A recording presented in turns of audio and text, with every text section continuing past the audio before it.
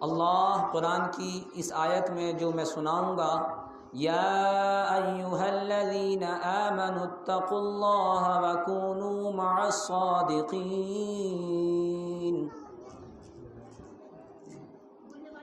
اب آپ جو ہے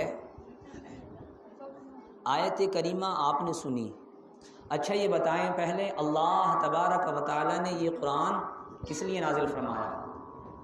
بتائیں، جانتے ہیں؟ معلوم ہی نہیں۔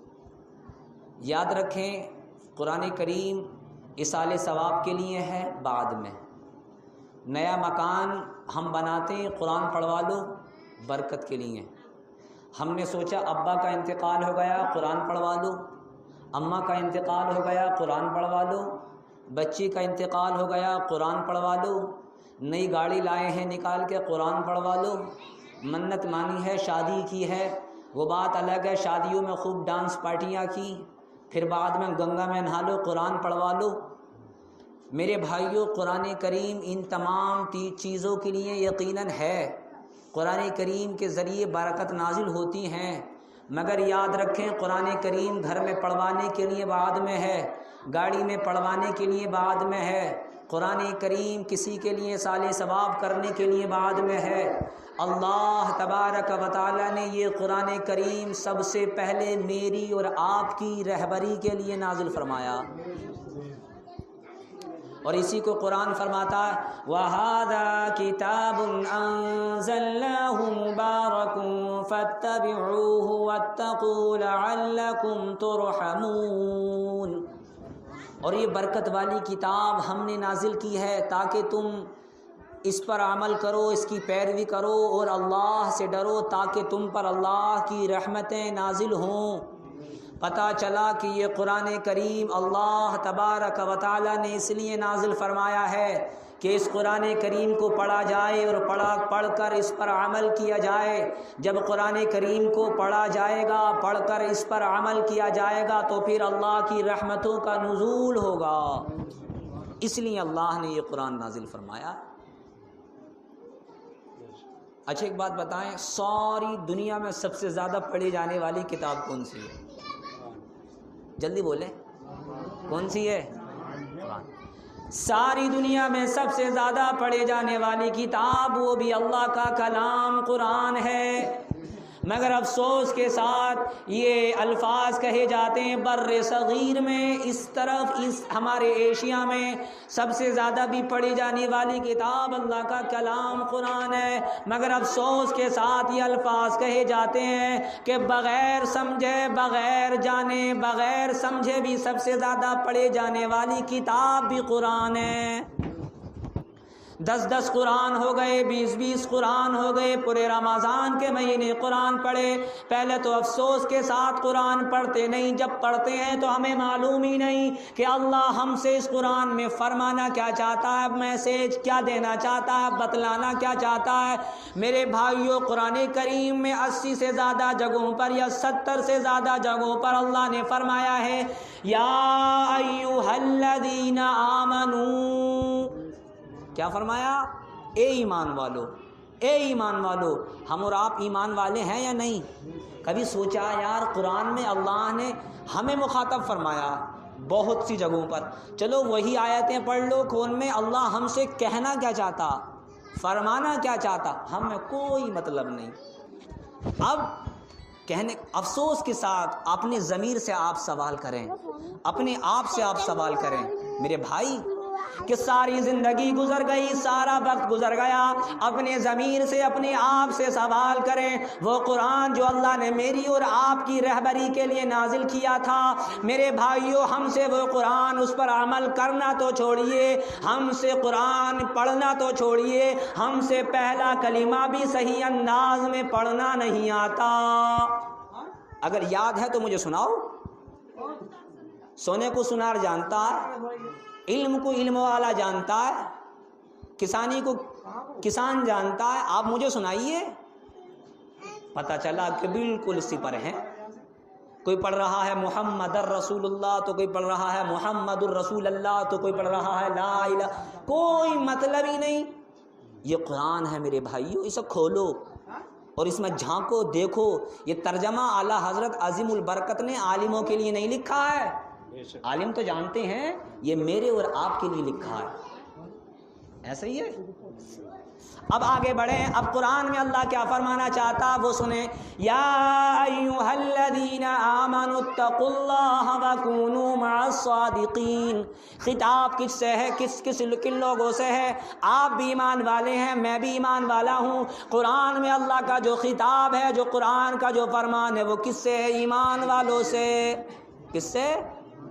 ایمان والوں سے۔ میں بھی ایمان والا ہوں، آپ بھی ایمان والے ہیں۔ یہ خطاب کافروں سے نہیں ہے، یہ خطاب جانوروں سے نہیں ہے، یہ خطاب اللہ اکبر درندوں سے نہیں ہے، یہ خطاب اللہ اکبر پرندوں سے نہیں ہے، بلکہ یہ خطاب اللہ نے ایمان والوں سے فرمایا ہے۔ کیا فرمایا؟ اے ایمان والو، یا ایھا الذین آمنوا اتقوا اللہ۔ ایمان کے بعد میں فرمایا کہ اللہ سے ڈرو۔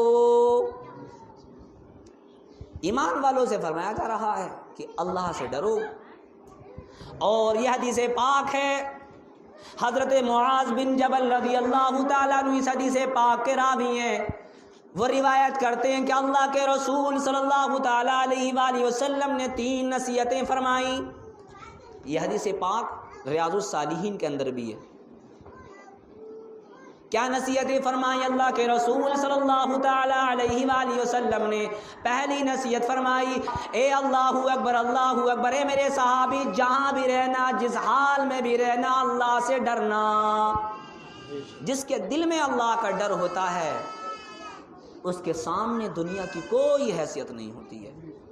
اب فرمایا جا رہا ہے اللہ سے ڈرنا، اور اللہ سے ڈرنے والوں کے لیے کیا انعام ہے، ذرا وہ بھی سنیں۔ اللہ اکبر اللہ اکبر، اللہ سے ڈرنے والوں کے لیے کیا انعام ہے؟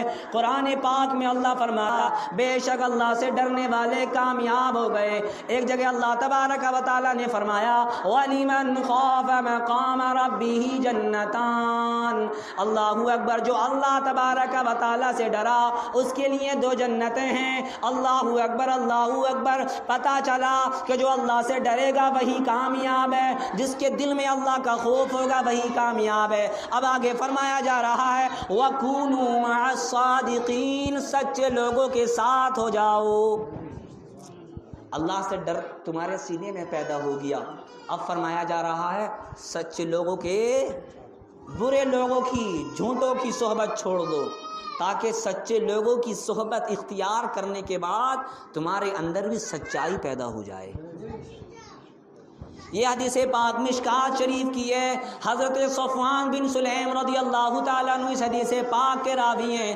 وہ روایت کرتے ہیں، نبی پاک صلی اللہ تعالیٰ علیہ وآلہ وسلم سے سوال کیا گیا، کیا سوال کیا گیا؟ یا رسول اللہ صلی اللہ تعالیٰ علیہ وآلہ وسلم، ایکون المؤمن جبانن، کیا یا رسول اللہ صلی اللہ تعالیٰ علیہ وآلہ وسلم مسلمان بزدل ہو سکتا ہے؟ اللہ کے رسول نے فرمایا، قال نعم، ہاں مسلمان بزدل ہو سکتا ہے۔ پھر صحابہ نے سوال کیا، فقیل له ويكون المؤمن بخیلا، کیا یا رسول اللہ صلی اللہ تعالیٰ علیہ وآلہ وسلم مسلمان کنجوس ہو سکتا ہے؟ اللہ کے رسول نے فرمایا، قال نعم، ہاں مسلمان کنجوس بھی ہو سکتا ہے۔ پھر صحابہ نے سوال کیا، فقیل له ويكون المؤمن كذابا، کیا یا رسول اللہ صلی اللہ تعالیٰ علیہ وآلہ وسلم مسلمان جھوٹا ہو سکتا ہے؟ اللہ کے رسول صلی اللہ تعالیٰ علیہ وآلہ وسلم نے ارشاد فرمایا کہ مسلمان بزدل بھی ہو سکتا ہے، مسلمان کنجوس بھی ہو سکتا ہے۔ اللہ اکبر۔ قال لا، مگر مسلمان جھوٹا نہیں ہو سکتا، جھوٹ نہیں بول سکتا۔ آپ دیکھیے، نمازی بھی پائے جاتے ہیں، حاجی بھی پائے جاتے ہیں، تھوڑے بہت زکاتی بھی پائے جاتے ہیں، تھوڑے بہت روزے دار بھی پائے جاتے ہیں، مگر سچ بولنے والے نہیں دکھائی دیتے، جھوٹ سے بچنے والے نہیں دکھائی دیتے۔ اللہ کے رسول نے کیا فرمایا؟ قال لا، مسلمان جھوٹ نہیں بول سکتا۔ میرے بھائیو ذرا غور کرو، ہم صبح سے شام تک نہ جانے کتنا جھوٹ بول دیتے ہیں، اور پھر بھی اپنے آپ کو کہتے ہیں ہم مسلمان ہیں۔ میرے بھائیو ہم غور کریں، یقیناً جو آدمی جھوٹ بولتا ہے وہ پورا مسلمان نہیں ہے، وہ کامل مسلمان نہیں ہے۔ اگر ہم مکمل اور کامل مسلمان بننا چاہتے ہیں تو ہمیں اپنی زندگی سے جھوٹ کو نکالنا پڑے گا، سچائی کو پیدا کرنا پڑے گا۔ دروازے پر قرضدار آیا، کہاں گئے جناب؟ جناب لیٹے تھے کھاٹ پہ، اپنے بیٹی سے کہا جا کہہ دے ابا گھر نہ ہے۔ کیا؟ جا کہہ دے ابا گھر نہ ہے۔ وہ جو چھوٹا سا بچہ ہے جس کی دل کی تختی ابھی بالکل صاف ہے، اس کے دل پہ یہ موجود ہو گیا کہ میرا باپ زندہ جھوٹ بول رہا ہے۔ گھروں کا یہ حال ہے۔ وہ دروازے پر گیا، اس نے کہا کہ ابا گھر پر نہیں ہے، اگر ابا گھر پر ہوتے تو تمہیں مل جاتے۔ وہ قرض دار واپس چلا گیا، تو نے ایک جھوٹ بولا تھا، اللہ اکبر اللہ اکبر، جس کا تجھ پر قرض تھا وہ قرض مانگنے آیا ہے، نہ جانے اس کا کتنا کام خراب ہو گیا ہوگا، تجھے کیا معلوم، نہ جانے وہ کتنا پریشان ہوگا، تجھے کیا معلوم، نہ جانے اس کی زندگی میں کیا ضرورت ہوگی، تجھے کیا معلوم۔ یاد رکھیں جو آدمی جھوٹ بولتا ہے، جو آدمی جھوٹ بولتا ہے، یقیناً وہ آدمی ابھی کامل پورا مسلمان نہیں ہے۔ وہ کتنی بھی نماز پڑھ لے، کتنی بھی روزہ رکھ لے، کتنی بھی حج کر لے، اللہ اکبر، اگر یہ جھوٹ بولتا ہے تو یقیناً کامیاب نہیں ہے بلکہ ناکام ہے۔ دیکھیے آپ جس کے پاس جاؤ، جس کا کاروبار دیکھو، جھوٹ بول لیا۔ حضرت اگر سچ بولیں گے تو کھائیں گے کہاں سے؟ حضرت میری سچائی پر اتر گئے تو پھر روٹی بھی ہاتھ نہیں آئے گی۔ ذرا ایک بات بتاؤ، ان لوگوں سے میرا سوال ہے، ایک گراہک تمہارے پاس وہ بھی آتا ہے جسے سمجھانے کی ضرورت نہیں پڑتی ہے، اسے آپ نے ریٹ بتائے، اس نے ریٹ آپ سے طے کرے، سودا خریدا چلا گیا۔ ایک گراہک وہ بھی تھا جسے آپ نے بہت سمجھایا، بہت جھوٹ بولا، بہت درد دکھایا، بہت ہمدردیاں کی، بہت جھوٹ بولا، پھر بھی وہ گراہک واپس چلا گیا، اس نے آپ سے مال نہیں خریدا۔ تو پتہ چلا کہ مال جو بکتا ہے، روزی جو ملتی ہے، انسان کی چلاکی پر نہیں ملتی، بلکہ اللہ نے جو مقدر میں اس کے روزی لکھ دی ہے وہ اسے روزی مل کر رہتی ہے۔ اگر فقط اسے چلاکی پر روزی ملتی تو اللہ اکبر، وکیل مارے مارے نہ پھرتے اور چائے بیچنے والا پی ایم نہ ہوتا۔ بعض آدمی ایسے ہوتے ہیں جن سے 100 تک گنتی نہیں آتی ہیں، کروڑوں میں کھیلتے ہیں۔ اب یہ انسان کے بس میں ہے اپنی روزی کو جھوٹ بول کر حرام کر لے یا سچ بول کر حلال کر لے۔ اب کہتے ہیں حضرات بڑی ہم محنت کی کماتے ہیں، تو پھر ایک چور سے زیادہ محنت کون کرتا ہے؟ ایک چور سے زیادہ محنت کون کرتا ہے جو اپنی ہتھیلی پر جان رکھ کر رات کی تنہائی میں گھر میں گھستا ہے؟ اس سے زیادہ کون محنت کرتا ہوگا؟ پتہ چلا کہ محنت کے ساتھ ساتھ میں صحیح راستہ ہونا ضروری ہے۔ تو میرے بھائیوں، یہ اپنے آپ سے وعدہ کرو کہ ہم کبھی انشاءاللہ زندگی میں جھوٹ۔ ایک صحابی ہیں، ایک شخص اللہ کے رسول صلی اللہ تعالی علیہ وسلم کی بارگاہ میں آئے، انہوں نے اللہ کے رسول کی بارگاہ میں، اے اللہ کے رسول، میں اسلام میں داخل ہونا چاہتا ہوں، مگر وجہ یہ ہے کہ آپ 4 چیزوں سے روکتے ہیں، میں چاروں چیزیں وہ کرتا ہوں جن چیزوں سے آپ روکتے ہیں۔ یہ میں نے سنا ہے، آپ شراب سے روکتے ہیں، آپ زنا سے روکتے ہیں، آپ چوری سے روکتے ہیں، آپ جھوٹ سے روکتے ہیں، اور اللہ اکبر میری بدنصیبی ہے میں چاروں کام کرتا ہوں، مگر اے اللہ کے رسول میں چاروں کاموں کو تو ایک ساتھ نہیں چھوڑ سکتا۔ اگر آپ ایک کام کو، کوئی سی بھی کام کو مجھ سے کہہ دیں گے کہ اس کام کو چھوڑ دے تو میں اس کام کو چھوڑ دوں گا، چاروں کو تو ایک ساتھ نہیں چھوڑ سکتا۔ اللہ کے رسول صلی اللہ تعالیٰ علیہ وآلہ وسلم نے ارشاد فرمایا، ایک وعدہ لیتا ہوں کہ کبھی بھی جھوٹ مت بولنا، کبھی بھی جھوٹ مت بولنا۔ اللہ اکبر، وہ آنے والا شخص اس نے وعدہ کیا، اس نے اللہ اکبر وعدہ کیا، اے اللہ کے رسول کبھی جھوٹ نہیں بولوں گا، اور اللہ کے رسول کے ہاتھ پر تو اللہ اکبر توبہ کی اور اسلام میں داخل ہو گیا، وعدہ یہ کر لیا ہے اللہ کے رسول کبھی جھوٹ نہیں بولوں گا۔ یہاں سے واپس گیا، ان کے ساتھیوں نے اللہ اکبر شراب پیش کی، جب شراب پیش کی اللہ اکبر تو اس نے کہا اگر شراب پیوں گا تو اللہ کے رسول سے وعدہ خلافی ہو جائے گی، اور اگر پی لی اللہ کے رسول کی بارگاہ میں پہنچا، سوال کیا گیا شراب پی تھی، اگر جھوٹ بولا تو یہ وعدہ خلافی ہو جائے گی، سچ بولا تو مجھ پر جرم لگایا جائے گا، سزا دی جائے گی۔ ایسے ہی زنا کا معاملہ ہوا، ایسا ہی چوری کا معاملہ ہوا، تینوں کے تینوں کام چھوڑ دیے۔ چند دنوں کے بعد میں اللہ کے رسول کی بارگاہ میں حاضر ہوئے، یا رسول اللہ آپ نے مجھے ایسے گناہ سے روکا ہے، جب سے میں نے جھوٹ بولنے سے توبہ کی ہے میرے سارے کے سارے گناہ خود بخود چھوڑ گئے، اور میں آج توبہ کرتا ہوں کہ آج کے بعد کوئی بھی گناہ نہیں کروں گا۔ جو آدمی جھوٹ بولنا چھوڑ دیتا ہے یقیناً ساری برائیاں ختم ہو جاتی ہیں۔ آپ غور کریں، ہر برائی کی جڑ جھوٹ ہے۔ آپ حرام کام کما رہے ہیں، آج آپ جھوٹ نہیں بول رہے ہیں، ایک وقت ایسا آئے گا کہ کوئی نہ کوئی موڑ ایسا آ جائے گا، آپ سے سوال کیا جائے گا کیسے کما رہے ہو؟ اب جھوٹ بولے گے تو معاملہ خراب۔ سچ بولنے کا اگر آپ نے اپنے آپ سے وعدہ کیا ہے تو یقیناً آپ کا ضمیر گواہی دے گا کہ یار کہ مجھے سچ بولنا چاہیے، جھوٹ سے بچنا چاہیے۔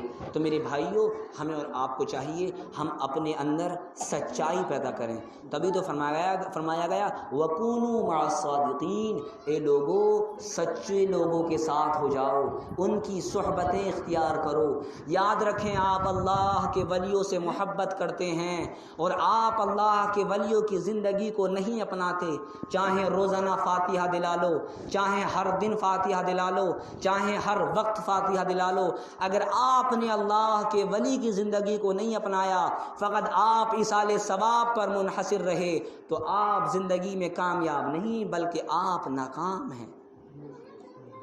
یاد رکھیں، یہ 10ویں، یہ 20ویں، یہ 40ویں، یہ اللہ اکبر، یہ تیجے، یہ فاتحہ، یہ درود، یہ سلام، تمام کے تمام کام مستحب ہیں، تمام کے تمام کام مستحب ہیں۔ اور اگر آپ کے سر پر ایک بھی نماز موجود ہے جو آپ نے پڑھی نہیں ہے، آپ پر ایک بھی فرض موجود ہے جو آپ نے ادا نہیں کیا، یا زکوٰۃ نہیں دی، یا حج فرض تھا آپ نے ادا نہیں کیا، یا روزہ آپ نے چھوڑ دیا، اگر آپ کے سر پر ایک بھی فرض موجود ہے تو تب تک یہ نفل اللہ کی بارگاہ میں قبول نہیں، جب تک جو آپ کے سر پر تمام فرائض موجود ہیں وہ ادا نہ کر دیں۔ مسجدوں کا حال دیکھو، ویران ہیں۔ 40 میں تیجوں میں دیکھو تو لائنیں لگی پڑی ہیں، تیجوں میں وہ کلمہ پڑھنے آتے ہیں، آدھی پارٹی وہ ہوتی ہے جنہوں نے فجر کی نماز نہیں پڑھی ہوتی ہے۔ تو ایسے آدمیوں کے کلمہ پڑھنے سے کیا فائدہ؟ مجھے بتائیں۔ یہ ہمیں غور کرنے کی، سوچنے کی اور سمجھنے کی ضرورت ہے۔ بات بس میں اپنی یہی مختصر کی، کیونکہ ہمیں اور آپ کو اللہ کی بارگاہ میں جانا ہے، حساب و کتاب دینا ہے، اور اللہ فرماتا ہے، کیا فرماتا ہے؟ وَهُمْ يَصْطَرِخُونَ فِيهَا، جب جہنمی جہنم میں چلے جائیں گے چیخیں گے اور چلائیں گے، کیا کہیں گے؟ رَبَّنَا أَخْرِجْنَا نَعْمَلْ صَالِحًا غَيْرَ الَّذِي كُنَّا نَعْمَلْ، اے ہمارے رب، ہمارے اللہ، ہمیں ایک موقع دے دے، ہمیں ایک موقع دے دے تاکہ دنیا میں جا کے نیک کام کر لیں، جو برے کام کرتے تھے انہیں چھوڑ دیں گے تاکہ دنیا میں جا کر نیک کام کر لیں۔ یہ وہاں پر کون کہیں گے؟ جہنمی کہیں گے مولا ایک موقع دے دے، مولا ایک موقع دے دے تاکہ دنیا میں جا کر نیک کام کر لے۔ ان سے فرمایا جائے گا اولم نعمرکم ما یتذکر فیہ من تذکر وجاءکم النذیر، او لوگو ہم نے تمہیں ایسی زندگی دی تھی، ہم نے تمہیں ایسی زندگی دی تھی جس میں نصیحت حاصل کرنے والا نصیحت حاصل کر لیتا، مگر تم نے نصیحت حاصل نہ کی، مگر تم نے قرآن کی آیات کو مذاق سمجھا، اللہ کے خوف کو مذاق سمجھا، دنیا کو ہی سب کچھ سمجھا، اور تمہارے پاس ڈر سنانے والا رسول بھی تشریف لایا تھا، مگر تم نے دنیا میں سبق حاصل نہیں کیا۔ ان سے فرمایا جائے گا فذوقوا، جہنم کا عذاب چکھو، فما للظالمین من نصیر، ظالموں کا کوئی مددگار نہیں، تمہیں جہنم سے نہیں نکالا جائے گا۔ ہم یہ جہنمی جہنم کے اندر کہیں گے، اور آج ہمارے پاس موقع ہے، سنبھلو، کدھر جا رہے ہو؟ جب وہ دیکھیں گے کہ یار معاملے خراب ہے، اب تو جہنم سے نکالے ہی نہیں جائیں گے، اب تو جہنم سے نکالے ہی نہیں جائیں گے، تو جیسے دنیا میں ہوتا تھا کہ کوئی پریشان کرتا تھا، بولے یار بس موت آ جا، موت آنے کے بعد میں قصہ ہی ختم ہو جائے گا، پھر کتنے بھی ستا لیے پھر تو کوئی بات ہی نہیں ہے۔ تو اب یہ جہنمی کیا کہیں گے؟ دعوا هنالک ثبورا، اے اللہ ہمیں موت دے دے، ہمیں موت دے دے، تاکہ موت آ جائے تو قصہ ہی ختم ہو جائے۔ ان سے فرمایا جائے گا لا تدعوا اليوم ثبورا واحدا وادعوا ثبورا كثيرا، اے جہنمیوں آج تم ایک موت مت مانگو، 1000 موتیں مانگو، مگر تمہیں موت پھر بھی نہیں آئے گی، مگر تمہیں موت پھر بھی نہیں آئے گی۔ ہمیں اور آپ کو سمجھنے کی ضرورت ہے۔ وقت میرا بس مکمل ہوا، تو میرے بھائیوں قرآن پاک کو پڑھو، غور و فکر کرو۔ اللہ کے ولیوں کے دامن سے وابستہ ہونے کا مطلب یہ نہیں ہے کہ خوب فاتحہ دلاتے رہو۔ اللہ کے ولیوں سے وابستہ ہونے کا مطلب یہ ہے کہ ان کی زندگی کو دیکھو اور اپناؤ، ان سے محبت رکھو اور ان کے نقش قدم پر زندگی گزارو اور فاتحہ بھی دلاؤ۔ انشاءاللہ یہاں بھی کامیاب ہو جاؤ گے، آخرت میں بھی کامیاب ہو جاؤ گے۔ قرآن و سنت فقط ہماری رہبری کے لیے نازل ہوئے ہیں، اس چیز پر ہمیں اور آپ کو غور و فکر کرنے کی ضرورت ہے۔ جو آدمی سوچے گا، اگر آدمی عقل سے سوچے، عقل سے غور و فکر کرے، تو انسان سوچے گا تو انسان کو فکریں آئیں گی، ٹینشنیں ہوں گی، یار مرنا ہے کیا ہونا ہے۔ اور انسان نہ سوچے تو پھر موجے ہی موجے ہیں، پھر تم نے ٹینشن زندگی ہے۔ اللہ تبارک و تعالیٰ سے دعا ہے، پہلے اللہ مجھ کو بات کی آپ سے جو میں نے کہا کہ آپ نے سنا پر عمل کی توفیق عطا فرمائے۔ 11:12 ہو رہے ہیں، میں نے آپ سے غالباً 27 منٹ کلام کیا، اللہ سے قبول فرمائے۔ السلام علیکم۔